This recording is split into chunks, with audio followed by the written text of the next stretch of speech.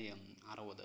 മുന്നോട്ടുള്ള വഴികൾ കണ്ടെത്തുക എല്ലായ്പ്പോഴും ഒരുപക്ഷെ എളുപ്പമാവണമെന്നില്ല. പല സന്ദർഭങ്ങളിലും മുന്നോട്ട് എങ്ങനെയാണ് സഞ്ചരിക്കുക എന്നത് നമ്മളിൽ പലർക്കും വളരെയേറെ ബുദ്ധിമുട്ടുണ്ടാക്കുന്ന കാര്യമാണ്. നമ്മൾ ആഗ്രഹിച്ചതുപോലെ എല്ലായ്പ്പോഴും നമുക്ക് മുന്നിൽ മുന്നോട്ട് വഴികൾ തുറന്നു കിട്ടിയെന്ന് വരില്ല. മുന്നോട്ടുള്ള വഴികളിൽ തെറ്റും ശരികളും ഉണ്ടായേക്കാം.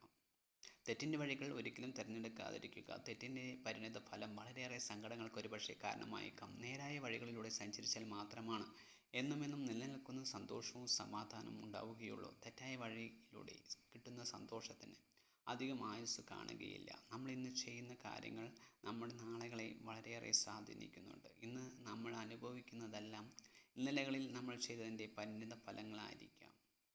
നമ്മുടെ ജീവിതത്തിൽ നല്ല നിമിഷങ്ങൾ ഉണ്ടാവണമെങ്കിൽ നമ്മൾ തന്നെ പരിശ്രമിക്കണം. നമ്മൾക്ക് മുന്നിൽ ഇഷ്ടം പോലെ വഴികൾ തുറന്നു കിടപ്പുണ്ട്. നമ്മുടെ ഭാവി തീരുമാനിക്കുന്നത് നമ്മൾ ഇന്ന് മുന്നോട്ട് തിരഞ്ഞെടുക്കുന്ന വഴികളാണ്. പരാജയങ്ങളും പ്രതിസന്ധികളും നഷ്ടങ്ങളും നമ്മൾക്ക് നേരിടേണ്ടി വന്നാൽ പോലും തെറ്റായ വഴികൾ തിരഞ്ഞെടുക്കാതിരിക്കുക. മുന്നോട്ടുള്ള നല്ല വഴികൾ അന്വേഷിച്ച് കണ്ടെത്താൻ നമ്മൾ ഓരോരുത്തർക്കും സാധിക്കട്ടെ.